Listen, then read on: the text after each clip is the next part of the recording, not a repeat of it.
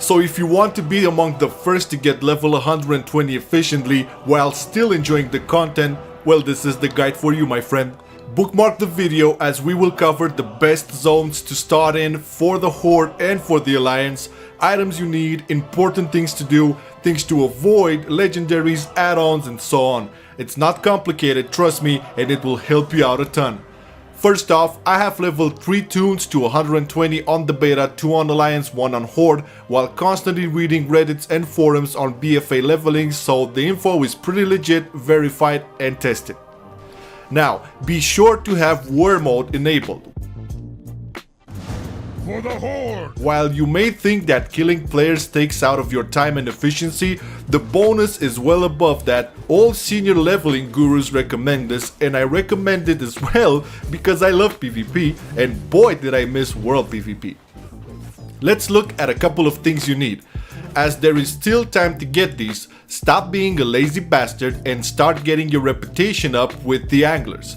You need to be exalted with them in order to get the Azure Water Strider mount, which will increase your efficiency in the BFA quests and zones with too much goddamn water.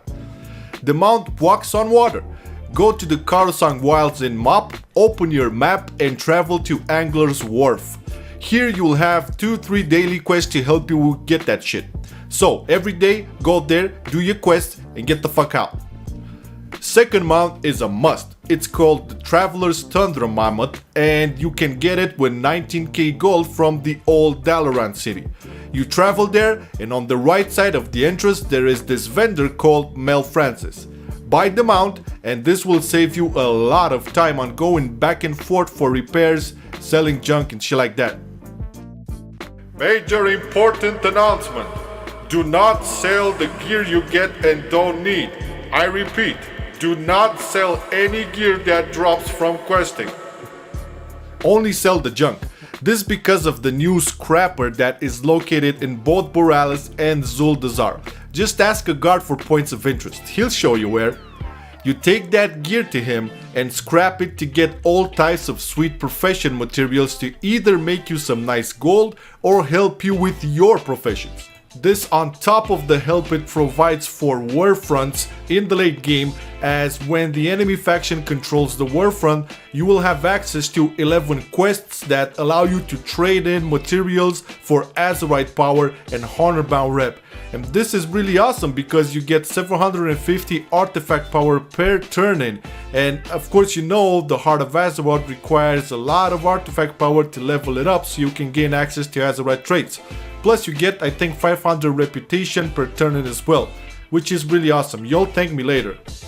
What most leveling gurus recommend is after you're completely done with the zone, go back to your scrapper and smash all the gear you collected. Now, go to the auction house and buy yourself 40 Goblin gliders, especially if you are Horde. Battle for Azeroth has its verticality and you will have plenty of occasions of traveling much faster with a Goblin glider than you would with a regular mount. On Alliance not that much, but on Horde definitely, except if you're a Demon Hunter. You bastards have it good with your glide and shit. I believe I can fly. After this, if you are exalted with your guild, then go to the guild vendor and get yourself a couple of Banner of Cooperation standards. This will come quite in handy on quests where you need to kill lots of mobs, as you can group them up, place the banner down, and this baby will grant you 50% increase XP from mobs. On the topping of gathering lots of mobs, you will 100% need the legendary Kil'jaeden's Burning Wish. Until 116, you can use this beauty to deal massive AoE damage and it's also good against players. Granted, it has been nerfed to deal half the damage it usually did, it's still the best option for this hands down. It's easy to get it now, just do world quests in Legion that provide Awakening Essence, do emissaries because the cache will always give you a good chunk of essences, plus the chance that you get the legendary from there. And you can also get Awakening Essence from the follower mission in your class order hall. Second legendary should be the one that helps you with survivability and you have to research your own for the class you play. One legendary for damage, one legendary for surviving. That's the premise. If you really want to move around fast, Suffuse Secret is a great choice as well, even for world PvP for some classes, as on top of the movement speed and the increase of the CC, it provides a 25% haste increase. Now if you really want to be efficient, please get the add-on called Azeroth Autopilot, because it's a work of wonder on how much time it can save you. It has a lot of automation, as you can see here. It can automatically skip cutscenes, auto repair, auto accept quests, show you routes and so on. But if you don't want to miss out too much on story and immersion, you can uncheck these options from the add-on settings. Again guys, this guide is intended to help you level properly and efficiently. You can take whatever works from here and still enjoy the content. Just know that if you apply all the things I say in the guide, you will get to 120 super fast. Okay, you got your water walking mount, you got your repair and sell mount, you got your goblin gliders, got your guild banner of cooperation and your Kil'jaeden's burning wish. Now we're getting into the actual zones of battle for Azeroth. So, if you're Alliance, the best way to go is Drusvar first, then Tiragard Sound, and then Stormsong Valley, as you always want to start off with the hardest zone, because here all of the tools mentioned above will be the most effective. And trust me, Drusvar is the hardest. After 116, you should be close to Stormsong Valley, which is indeed the easiest, and that's a relief because things tend to get a bit more grindy after 116. On the Horde side, we use the same logic, and you first start on Vol'dun, then you go to Zuldazar, and you finish with Nazmir. A couple of important things to keep in mind. Skip areas with bonus objectives, as they deliver much lower XP than you know they did in Legion or even WoD, and the time it takes to complete them is just not worth it. And treasures you find around the world do not give XP anymore, so forget about them for now. Don't engage on elites or contract quests, as these do scale up with your gear. It takes too much time to kill them, and the smarter thing to do is to save them for level 120 to get the proper gear rewards. Also, dungeons are a waste of time as well when it comes to leveling.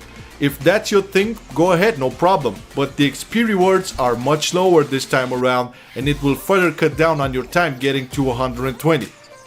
The war campaign will also provide you quests, but it's best to leave those until your max level, as you will have by then enough resources to go through them all, and once again, the XP they provide doesn't really compare with questing in the world. Oh, by the way, nothing from this guide is mandatory guys. If you like the sense of wonder and exploration and want to get fully immersed, that's completely fine, and it doesn't make you a bad player or anything like that. The guide is intended to help those of you who want to get the max level as quickly as possible. That being said, you can go through the whole leveling experience and never skip anything with your main character, and use this guide for your alts, as BFA will be more friendlier than Legion when it comes to that. And with this we wrap it up. So remember, get the add-on Azeroth Autopilot, enable War Mode, have the Azure Water Strider mount, have the Traveler's Tundra Mammoth mount, have Guild Banner of Cooperation Standard, 40 Goblin Gliders, and have Kil'jaeden's Burning Wish. Do not sell any gear you get, but save it for the scrapper. Avoid bonus objectives, treasure chests, elite mobs and contract quests, dungeons and war campaign quests. You can make an argument on getting food and flasks and shit, but ain't nobody got time for that.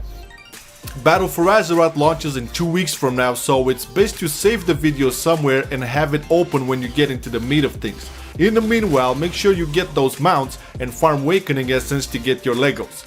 If the video helped you in any way, you can return the favor by letting me know in the comments and giving it a fat juicy like. Also, our channel is committed on providing daily WoW videos such as the one you just saw, as well as PvP guides, PvE guides, class guides, machinimas and so on, so you are more than welcome to subscribe. A big and warm thank you for our Patreons Hellhunter and Rumpleforeskin, who help support the channel, and if you would like to join the team in that way, Patreon link is in the description. Thank you very much for watching y'all, peace out.